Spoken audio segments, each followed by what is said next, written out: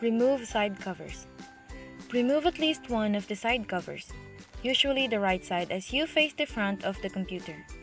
You might find it easier to access all the parts if you remove both side covers. There are sometimes thumb screws on the covers to make access easier.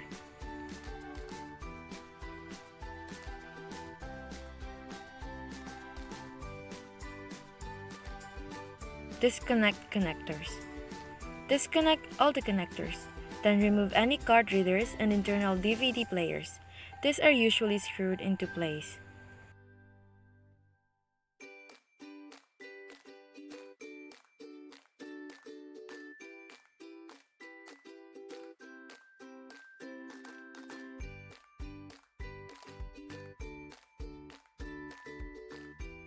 Remove standalone fans.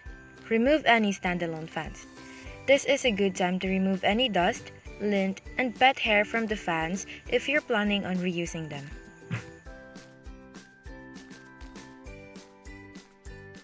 Remove the storage drive. Disconnect the cables and remove the storage drive. Generally, storage drives are held in place by multiple screws. If you have a hard drive, be gentle when moving the drives as hard bumps can damage the internal parts.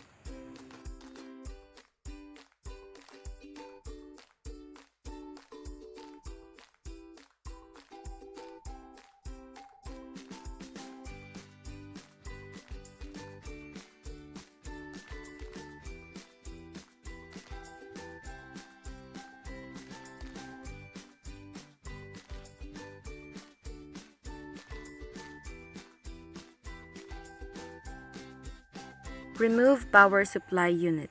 Remove the power supply unit by unplugging the remaining connectors, then unscrewing the unit from the frame.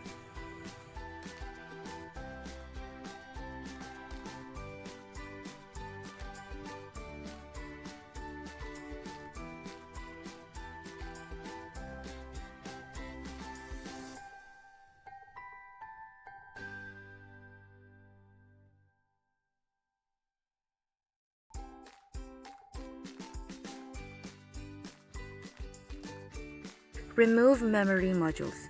Remove the memory modules by pushing the clips on both ends of the module down.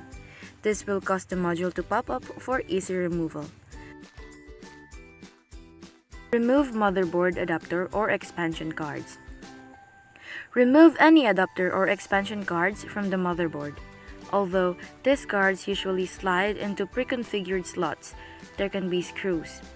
Do not touch the gold connectors on the cards if you're reinstalling the cards.